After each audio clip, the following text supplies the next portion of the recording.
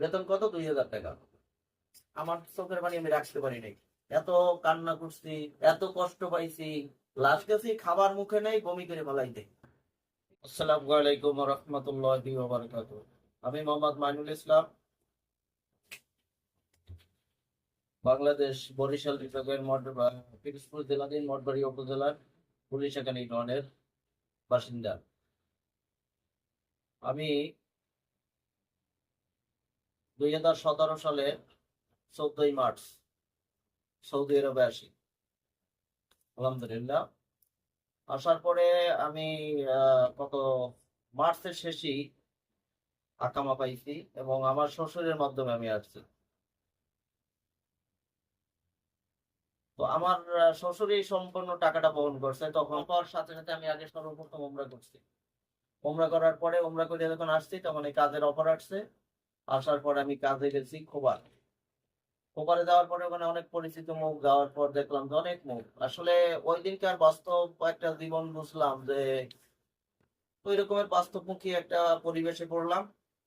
পড়ার পরে যাই এখন আমি কোন জায়গায় বসবো, এরা খাইতে আছে, আমার খাইতেও কেমন যেন ধরতেও ভয় লাগছে। শুনতে গেছি তখন দেখা গেছে বিছানায় দিছে, বিছানা হয়তো নড়ে নাকি, এই ধরনের ভয় আতঙ্কে কাজ করছে। মানে ও সর্বক্ষেত্রে আমি ওদেরকে অসহায়, একদম আমার মতো অসহায় আর দুনিয়ায় কেউ নেই। ফজরের নামাজের পরেই গাড়ি আসলো, কাজে যাইতে হবে। আমরা কাজে গেলাম।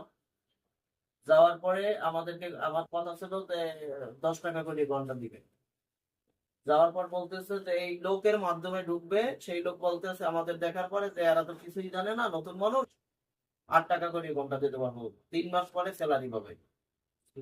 এই মুহূর্তে আমি কি করব? এখন তো ও জায়গায় দাঁড়িয়েও করছি, আমি কি ইচ্ছে করলেও ব্যাক করতে পারবো না, কারণ ওখানে গাড়ি নেই।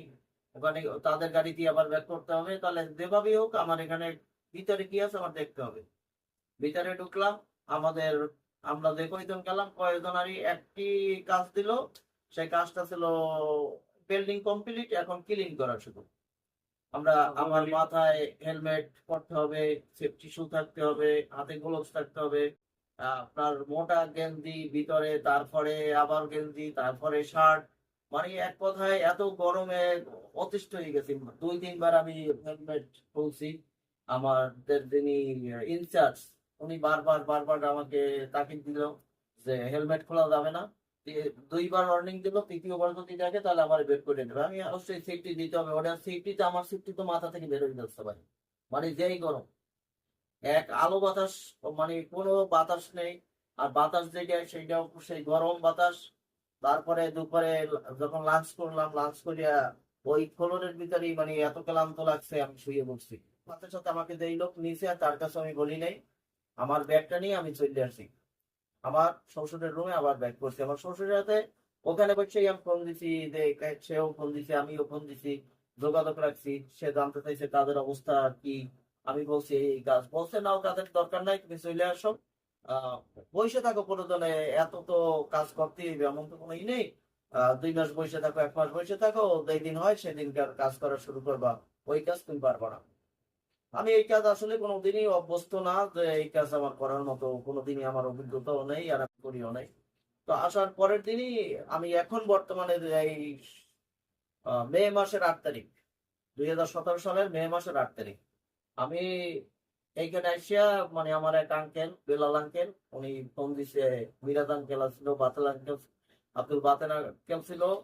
এরা ফোন দিছে আমার শ্বশুরে যে আপনার জামাই কি চাকরি করবে আমাদের রেস্তোরাঁয়, যে শিশা বানায়, সৌদিরা শিশা খায়, শিশা ভিতরে কাজ করবে কিনা। বেতন কত? 2000 টাকা। তো আমার নিয়ে আসলো, আমার শ্বশুর গাড়িতে নিয়ে আসলো। আসার পরে সৌদিকের সাথে কথা হইলো। কথা হওয়ার পরে বললো, আমাকে দেখার পরে বলছে, আমি তখন চশমা পরি। তখন ওই সময় আমার চশমা পরা ছিল যে আমার চোখের সমস্যা আছে কিনা। আমি বললাম আমি চশমা পরি ক্লাস 6 থেকে, আমি ছোট থেকেই চশমা পরি। তো আমি অতটা না বুঝাইতে বললো, আমার শ্বশুরের বুঝাই বলার পর উনি আরবিতে তাদেরকে বুঝাইতে বলছে সমস্যা নেই। তো এরপরে আমি কাজ শুরু করলাম। 2017 সালের 8ই মে এখানে জয়েন করলাম। যেদিনকার ভাই আসছি, আসার পর রাত্রে আসছি। রাতে আসার পর আমি কাজ, যখন ডিউটি শুরু করছি, আরে ভাই যেই রুমে আমি ঘুমাবো, ভাই কি বলবো, আমার ওই দিনের কথাটা যদি এখনো মনে ওঠে ভাই, আমার আসলে অত্যন্ত খারাপ লাগে যে আমি তখন আমার চোখের পানি আমি রাখতে পারি নাই। এত কান্না করছি, এত কষ্ট পাইছি। লাস্টে আমার ওয়াইফকে আমি ফোন দিছি যে আমার এর চেয়েও কঠিন একটা কাজ দিতে বলো, তারপরে এই কাজ থেকে আমাকে নিয়ে যাইতে বলো, কারণ এত গন্ধ, এত দুর্গন্ধ। মানে রুমে শুইতে যাই দুর্গন্ধ, আমি খাবার টেবিলে যাই দুর্গন্ধ, হাম্মামে যাই আমি, আপনার টয়লেটে যাই সেখানে দুর্গন্ধ। অর্থাৎ আমি টিকতে পারতেছি না, টোটাল রুমের মধ্যে আমি টিকতে পারতেছি না, কত শান্তি পাইতেছি না। এত গন্ধ পাইতেছি, খাবার মুখে নেই, বমি করে ফেলাইতে, এত গন্ধ পাই। যে গন্ধ মনে করেন যদি কেউ হঠাৎ করে ছাগলের একটা ইসের মধ্যে পড়ে, বা হাঁস মুরগির যদি কেউ খামারে দেয় হঠাৎ করে পড়ে, তাহলে মানুষ যেমন যেটি অভ্যস্ত না সেখানে যদি পড়ে তার কি অবস্থা হয়। এমত অবস্থায় আমি অনেক কান্না করার পরে, আমি যখন বলছি বলার পরে 1-2 দিন পরে আস্তে আস্তে আস্তে আস্তে যখন ক্লিন করলাম, মানে সবকিছু পরিষ্কার পরে আমার মতো আমি করলাম, আলহামদুলিল্লাহ এখন ভালো লাগে দিচ্ছে। এরপর ডিউটির কোনো ভাই টাইম টেবিল ছিল না। সকাল 9:30টার দিক দিয়ে শুরু হইতো, 9টা 9:30 10টার দিক দিয়ে একজনে ফোন দিত, উনি আসতো, জোহরের আদান দিছে, উনি চলে যাইতো। জোহরের আদানের পরে আর একজন আইয়ে উঠতো, উনি আসরের আগ পর্যন্ত উনি থাকতো, মানে টানতো একের পর এক।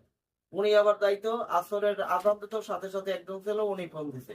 উনি মাগরিবের আগে এবং পরে, হয় হয় কোনোদিন আগে গেছে, কোনোদিন পরে গেছে, অর্থাৎ আদান দিছে, সাইডে দৌড় দিছে, অথবা নামাজের আগে, নামাজের পরে নামাজ পড়ে চলে গেছে। মাগরিবের নামাজের জাস্ট 5-10 মিনিট পরে আমি হয়তো নামাজ, অনেক সময় আজান দিছে, নামাজে যাবো, এর ভিতরে আবার ফোন দিছে, আসতেছে। আবার রেডি করতে করতে করতে করতে দেখা যাচ্ছে আরেকজন আসছে, তারপর আরেকজন আসছে, আবার 11:30 12টার দিকে একজন আসছে। উনি লাস্ট টানতে টানতে টানতে রাত 3টে বাজবে। কোনোদিন ফজরের আগে, কোনোদিন ফজরের পরে যাইতো না, ফজরের আগে আগে যাইতো, বা 3টা 3:30 দিকে চলে যাইতো। তো তারপরে আমি ঘুমাইতাম। তো স্যালারিটা দেওয়ার পরে ভাই মনে হচ্ছে কি জানেন, ঈদের মতো আনন্দ হয়। পৃথিবীতে আর সেই সুখ আর আমি কোথাও কোনোদিন পাইনি। ওই কয়লা এরকম এইরকম যখন বাতাসে দিছি, দিয়ে তখন এরকম ধাক্কা দিছি সাইডে ফালানোর জন্য, তখন দেখা গেছে একটা আগুনের কয়লা উনি ওই নামাই পড়ছে। ওটা তো ওইটির ভিতরে চিনাই নাই, রোদ্রের তাপে তো আর চিনাই নাই। আমি খালি পাই, মানে উনি আসছে, ফোন দিয়ে আসে নাই, নতুন অবস্থায়, তখন এর ফোন নাম্বার আমি জানি না, আমার ফোন নাম্বারও সে জানতো না। তো হঠাৎ আসছে, আসার পরে আমি তাড়াহুড়ো করে ওগুলো ধরাইছি, সেই ধরাইছে।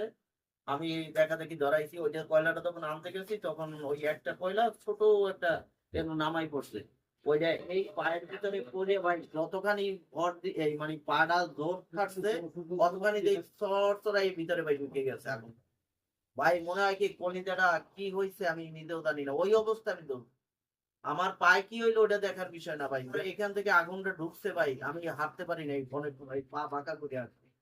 এরপর তাড়াহুড়ো করে যেতে চাইয়া, তখন তো বুঝতাম না নতুন, এরা তাড়াতাড়ি চাইতো, তাড়াতাড়ি যেতে যাইয়া দেখা গেছে এখানে আগুন পড়তো, ছাই পড়তো। ওই আগুনের ছাইগুলো যখন পড়তো দেখতাম হাতে এরকমের ফসকা দেখে যাইতো, পরে দাগ হয়ে যেত, পোড়াইতো, মরিচের মতো খালি জ্বালাইতো। এমন তো এমন অবস্থা আমার হয়েছে। তো ওই স্যালারিটা যখন পাইলো তখন পাইলাম, আলহামদুলিল্লাহ 2000 রিয়াল পাইলাম। ওই দিন আর ঘুমাই নেই। না ঘুমানোর পরে আমি গেলাম আমার শ্বশুরের কাছে টাকাটা দিতে, কারণ আমি টাকাগুলো সব পাইবো আমার শ্বশুর, সম্পূর্ণ টাকাটা সে বহন করছে। আমি যখন নিয়ে গেছি টাকাটা দিয়েছেন পকেটের ভাই, চোরা খোঁজ করে পকেট আছে দেখবেন, ওইটার ভিতর নিচ্ছি আমি সৌদি আরবে আপনার চাকু ধরে, আপনার বিভিন্ন রকমের গাড়ি থামাইয়ে নিয়ে যায় হাঁটতে গেলে। তো এই মতো অবস্থায় আমি চোরা পকেটে করে নিয়ে গেছি। যাওয়ার পর টাকাটা নিয়ে আস্তে আস্তে আস্তে আমি গাড়িতে যাই নাই, সকাল উঠে গেলাম, যাওয়ার পর আমার শ্বশুর বলে কাছে সকাল আসলাম, আমি বলছি যে স্যালারি পেয়েছি, তখন না খুশি হয়েছে। কিন্তু আমরা চিন্তা করি নাই যে এরপরে আমরা আকামাকর মুখি দিয়ে আর কিরকম আপাতত আমরা আর কি পাইছি, করতেছি, বসে থাকার থেকে তো খাইলেই সমান সমান থাকাও ভালো। তো এইরকমের করতে করতে আমি কোথাও যাইতে পারতাম না, এখানে দোকান ছিল না, কোনো কিছুই ছিল না, কোনো হোটেল হইছে, সেলুন হইছে, সেলুনে চুল কাটতে গেলে অনেক দূরে যাওয়া লাগতো। তো বাজারে আমি বাজার করতে পারতাম না, ওই বাজার আমার শ্বশুর যা কিনে দিয়ে দিত ওইটাই খাইতে খাইতে হতো আমার। এরপরে গেলাম আমি স্যালারিটা দিয়ে আবার আসলাম। আসার 2 দিন পরে ওই যে আমার বসে বলছে সাদিক আসছে, দুইজন আর ইঞ্জিনিয়ার, ওরা রিয়াদ থেকে আসে, প্রতি মাসই আসতো, 2 মাস পরে আসতো। ওনারা আমারও বকশিস দিত তখন, আর যে কালি আসুক 50 রিয়াল 100 রিয়াল দিয়ে দিত। তো এরপরে রমজান মাসে আসলো, স্যালারিটা 2 দিন পাইলাম, 2-3 দিন পরেই মানে শ্রোতার ঈদের বাকি আছে মনে করেন 1 সপ্তাহ।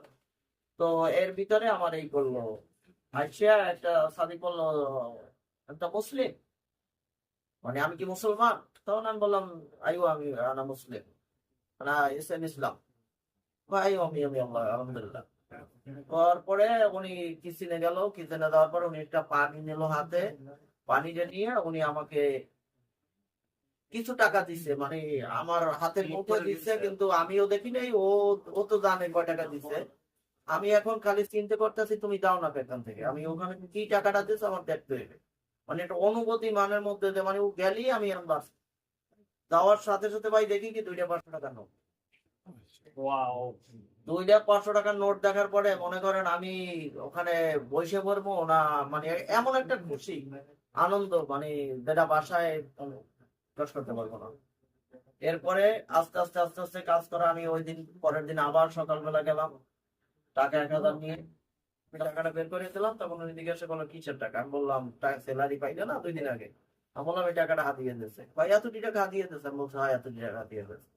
উনি খুশি হইলেন, আবার ওনার হাতে দিয়ে আসলাম। আমি ডায়েরিতে প্রতি মাসে লিখতে আছি কত টাকা দিতে আছি।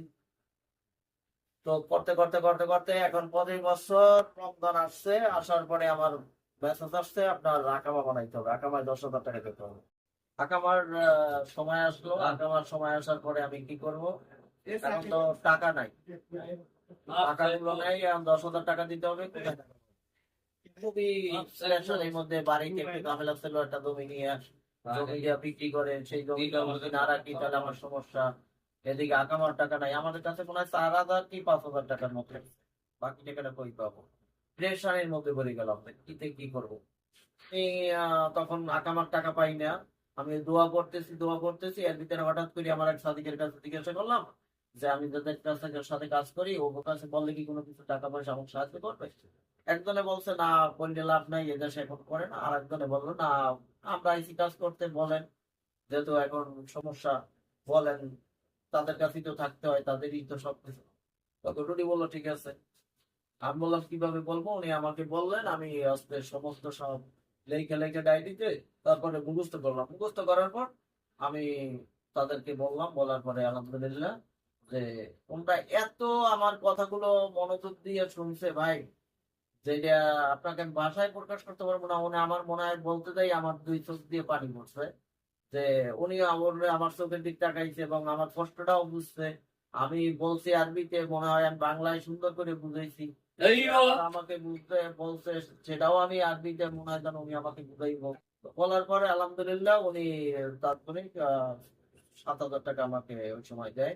আর আমার কাছে যে টাকা ছিল আমি তার থেকেও 2-3 হাজার টাকা বাড়ি কাটাইতে পারছি তখন।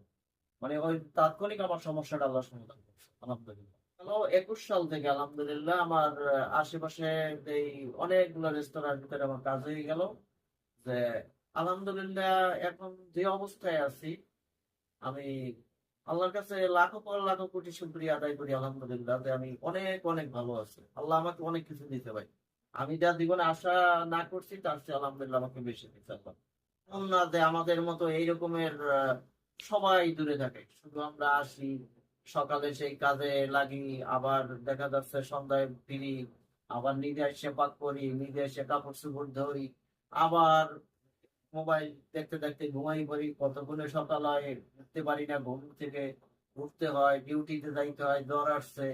মানে এক কথায় কষ্টের জীবন, তো কষ্টের জীবন। আমাদের কাজ নেই, তারা অনেকের কাজ নাই, অনেকে অনেক কথাই বলেন, কিন্তু আসলে কাজের সব জায়গায় সম্ভব, সব জায়গায় সম্ভব।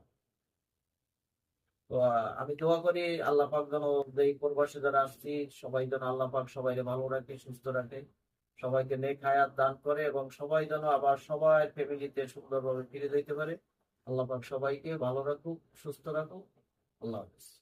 ধন্যবাদ আপনাকে আমাকে অনেক সময় দেওয়ার জন্য, আপনার জীবনের গল্প আমাদের প্রবাসী ভাই, আমার দেশি ভাইদেরকে শোনানোর জন্য অসংখ্য ধন্যবাদ। আপনাকে অসংখ্য ধন্যবাদ।